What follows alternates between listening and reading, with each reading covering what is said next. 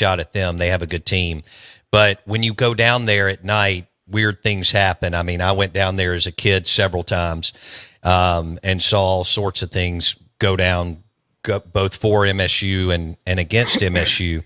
That year, y'all went down there, you and Dak, and you mentioned that senior leadership, and y'all won that game. Did you feel like that was the turning point or something else, Dan?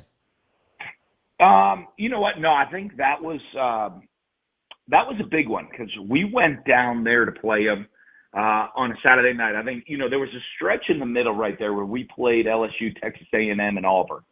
And I think they were, at the time someone sent me something, it was one of only the fifth time in college football history a team had beaten three top 10 teams in consecutive weeks in the regular season.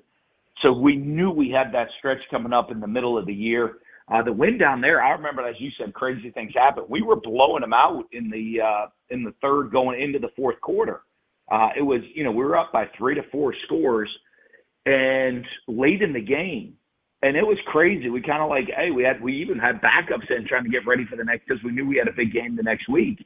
And so, but all of a sudden they hit like an 80-yard touchdown pass. We fumbled the very next play. They hit a 60-yard touchdown pass. So it was like back-to-back, like bomb touchdowns. And then they recover an onside kick and score again.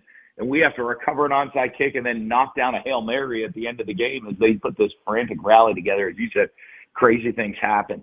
But I think the win there just proved to that team that we are good. I think we started out of the gates pretty solid.